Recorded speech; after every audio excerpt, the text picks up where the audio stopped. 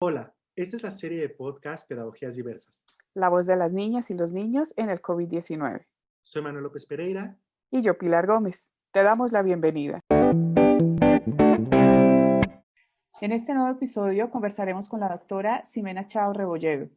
Ximena se ha formado como doctora en Psicología Educativa y del Desarrollo por la Universidad Nacional Autónoma de México. Actualmente es coordinadora de la especialidad en Educación Socioemocional de la Universidad Iberoamericana y es delegada internacional por México de la Red Internacional de Educación Emocional y Bienestar. Ximena, gracias por estar con nosotras. Un gusto, Pilar, Manuel, estar aquí con ustedes en este espacio. Estamos en un momento en donde el bienestar personal y social es vulnerable. Nos encontramos en un cambio radical en el estilo de vida. Ha resultado un periodo largo de confinamiento, por lo que hemos tenido que cambiar la manera de convivir. Desde tu experiencia, coméntanos qué estrategias de apoyo socioemocional consideras que deben proporcionarse a las familias en este periodo. Pues un gusto, primero que nada, estar aquí. Agradezco mucho la invitación. Y el tema que tocas, Pilar, es muy importante porque es cierto que hemos excedido ya incluso en términos de las expectativas que teníamos del confinamiento, del distanciamiento en casa. Y esto genera al interior de casa y en las relaciones familiares cierta tensión derivada de la propia relación al interior de la familia, del estar en un mismo espacio conviviendo, pero también de no tener una libertad de movimiento como teníamos antes de estar o pasar tiempo con otras personas o en otros espacios. Y entonces, en ese sentido, me parece que en términos de lo que podríamos hacer para cultivar ese bienestar emocional al interior de la familia, pues la primera que nada yo les diría, tenemos que practicar la generosidad emocional. ¿Y esto qué quiere decir? Quiere decir que tenemos que estar abiertos y receptivos a todas las emociones que puedan surgir ante esta situación pues tan extraña, tan compleja, tan distinta que estamos viviendo. Aceptar que podemos variar, que podemos pasar por estados emocionales diversos, desde el enojo, la angustia, el miedo, el aburrimiento, hasta otros estados incluso más aflictivos. Y ser conscientes de que todos estos, en algunos casos, en la mayoría, van a ser transitorios. Y entonces que necesitamos apoyarnos y ser, como decía yo hace un momento, pues que vamos a transitar por estos distintos estados emocionales. Y por supuesto estar muy alertas a estados emocionales aflictivos que se prolonguen, es decir, particularmente, por ejemplo, en los adolescentes, si empezamos a notar que hay estados de tristeza que pueden llegarse a convertir en depresión, o estados de ira o de estrés que pueden llegarse a convertir en situaciones de violencia, ya sea hacia sí mismos o hacia los demás. Ahí es importante pedir ayuda, buscar ayuda profesional para que esto no se convierta en una situación, en un problema de largo plazo en términos de la salud mental. Y en términos generales, yo los invitaría a que como dinámica familiar nos podamos organizar para establecer relaciones colaborativas y de cooperación, incluso involucrando a los más pequeños, y que podamos buscar en este tiempo tan extraño que vivimos en casa, que parecería siempre ser igual, momentos en los que podamos explícitamente divertirnos, hacer actividades que sean emancipatorias, de ocio que nos dé gusto, gozo, pero también espacios para que cada uno de nosotros podamos tener calma. Cada uno de los miembros de la familia necesita un espacio de relajación, haciendo algo que sea del gusto propio, individual. Y por supuesto los invito también a que toda la familia busque espacios de activación. Hay que seguir moviéndonos, particularmente si pasamos mucho tiempo en casa. Esto se puede convertir en un sedentarismo que podría a su vez afectar el estado de ánimo. Entonces yo los invito a que podamos activarnos de manera que se pueda desahogar, que se puedan generar neurotransmisores que ayudan a levantar el ánimo también, y en ese sentido pues nos ayudan a cultivar mejores relaciones, ayudan a disipar el estrés que podría generar, entre otras cosas, situaciones de enojo o incluso de violencia. Me llamó mucho la atención esto que comentas de las emociones como algo transitorio, ¿no? Algo que estamos viviendo. Y también mencionas que es importante autogestionar estas emociones que son transitorias, es decir, vamos a tenerlas en algún momento o en ciertos momentos muy puntuales. ¿Qué recursos como familia, podemos usar de la educación socioemocional para poder autogestionarnos? Pues el recurso más a la mano, el que traemos siempre todos, es la respiración. yo invitaría a que todos nosotros practicáramos la respiración explícita, la respiración intencional, como parte de un ejercicio de atención plena a ese estado emocional, pero también a nuestros pensamientos, es decir, a esos pensamientos que sobrevienen con estas emociones, particularmente cuando son aflictivas, de manera que con cada inhalación y con cada exhalación podamos ir relajando y entendiendo que muchas veces estos pensamientos, sobre todo si son de corte también aflictivo o cuando sobrevienen, peor aún, distorsiones cognitivas o pensamientos tóxicos, pues que estos sobrevienen justamente de estos estados emocionales. Y sin duda, me parece que la autogestión, esta capacidad de regular las emociones, primero pues se tiene que practicar en los adultos. Yo creo que los adultos modelamos esa conducta o esa capacidad hacia los más pequeños. No podemos exigirle a los más jóvenes que busquen de alguna manera modular su expresión emocional, ¿verdad? Tranquilizarse o relajarse si nosotros los adultos estamos en permanente estado de estrés, sin ningún tipo de miramiento hacia las respuestas que damos a los más pequeños, particularmente cuando estamos enojados o cuando algo nos preocupa, de tal suerte que junto con ellos, pero también nosotros podamos trabajar esto que te decía hace un momento de la respiración, esta atención plena a cómo me siento, a poder aprender a que con cada respiración, con cada inhalación, con cada exhalación puedo relajar. Por eso es importante buscar un espacio para cada uno de nosotros donde podamos tener un momento para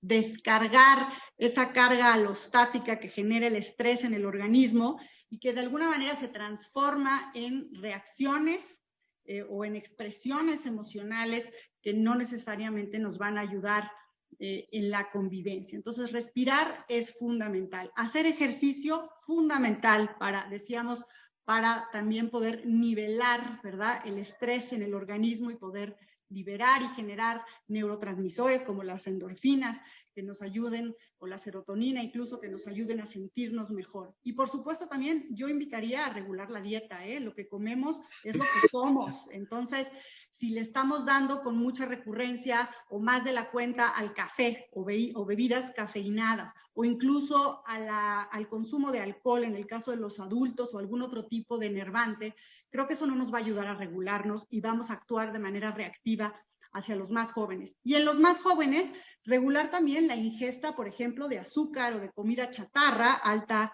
en carbohidratos, que pudiera también generar estados de alertamiento mucho más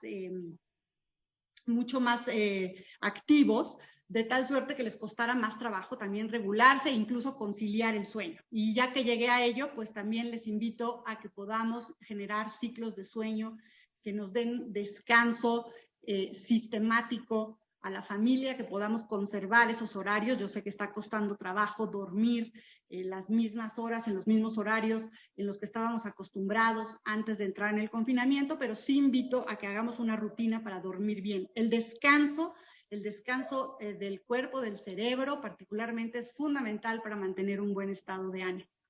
No olvidemos que somos lo que comemos, es decir, los alimentos son los bloques que conforman pues el funcionamiento celular de nuestro organismo y que finalmente la producción de neurotransmisores que de alguna manera en nuestro cerebro regulan nuestros estados emocionales, pues también se sintetizan a partir de estos alimentos que consumimos, o en otros casos pues el cerebro cambia su funcionamiento cuando tomamos un exceso de enervantes o de alcohol o de alguna otra sustancia que pudiera afectar pues no solamente el estado de ánimo, sino el comportamiento.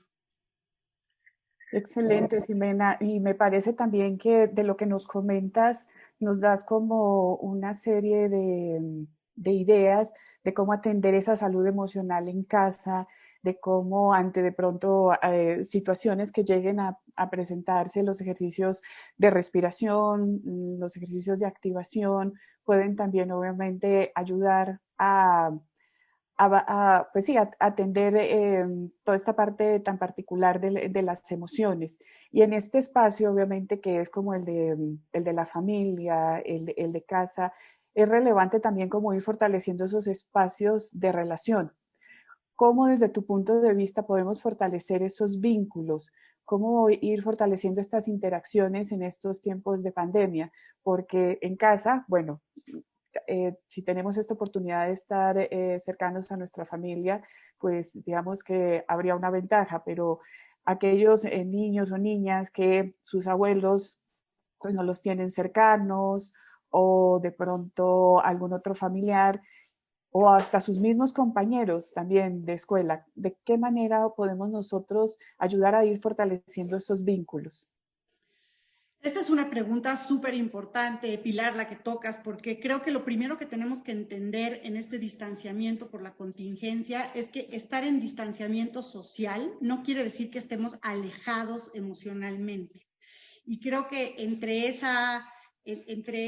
ese sentido es muy importante no dejar los vínculos afectivos que tenemos con personas fuera de la familia, digamos, nuclear o dentro del hogar, y hacer un acercamiento a la distancia con estas figuras. Por ejemplo, mencionabas los abuelos, pero también los primos, los tíos, los amigos incluso.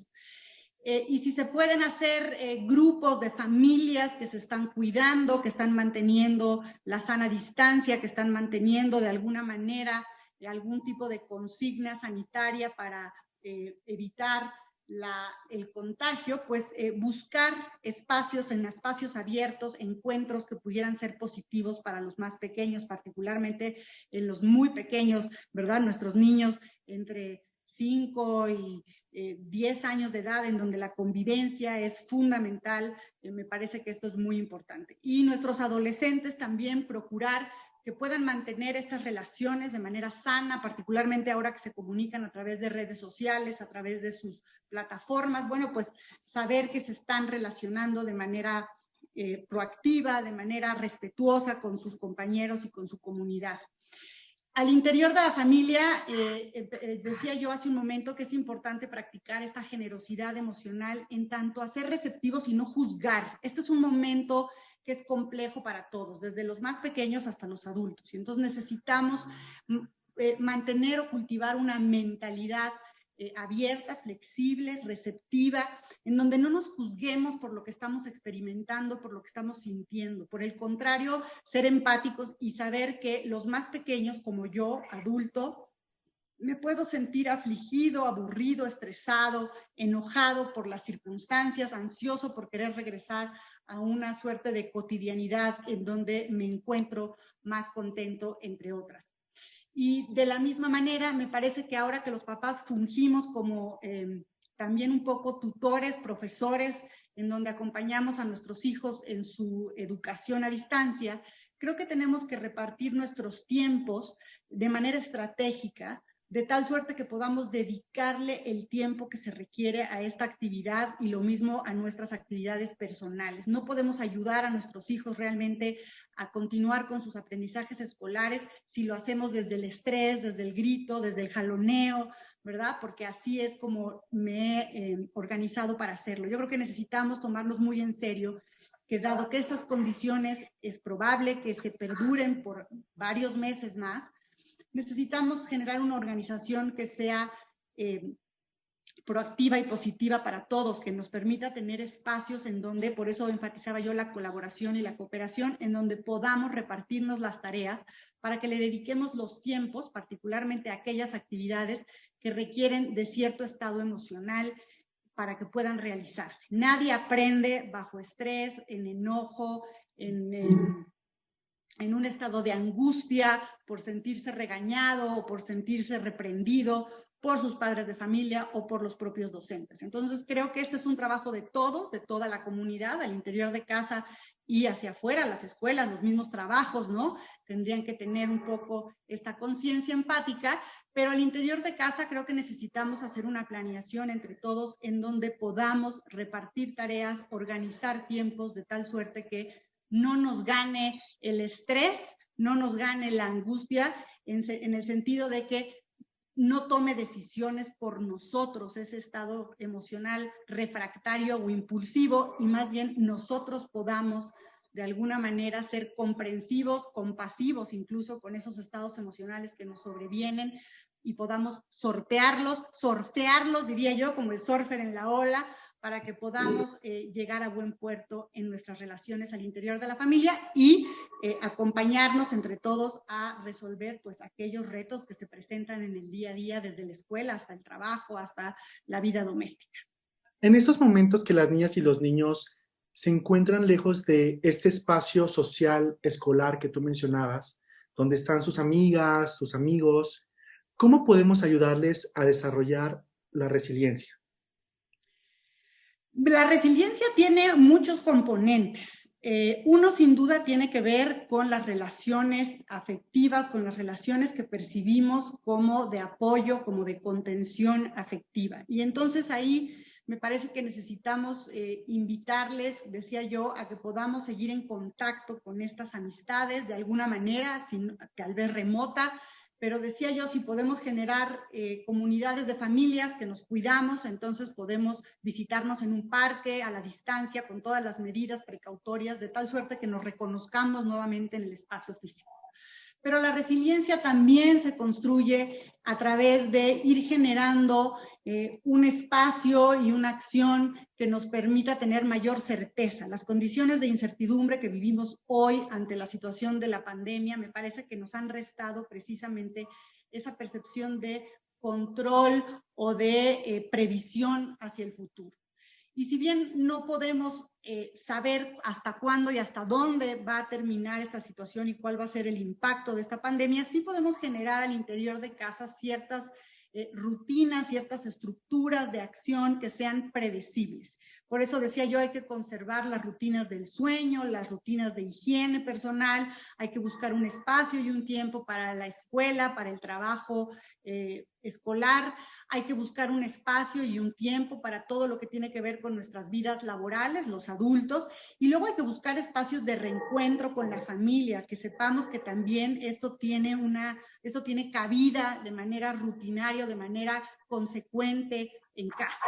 De tal suerte que los más pequeños vayan encontrando, a pesar de las circunstancias de incertidumbre, pues una capacidad para predecir, prevenir, para saber que en el día a día sigue habiendo hasta cierto punto una estructura predecible que genere seguridad.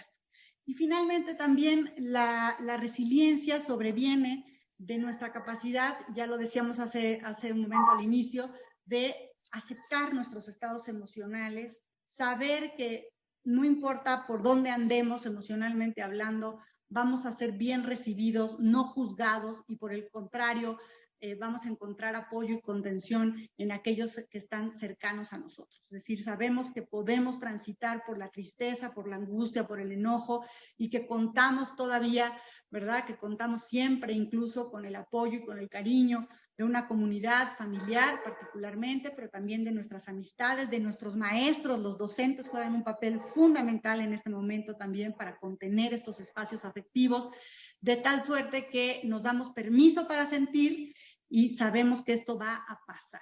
Esto va a ser transitorio, vamos a encontrar en ese permiso, en esa contención, un horizonte mucho más optimista, objetivamente hablando, no ingenuamente, sino realmente porque ahí está ese contexto que contiene, y entonces vamos a salir de alguna manera de esta situación de crisis fortalecidos.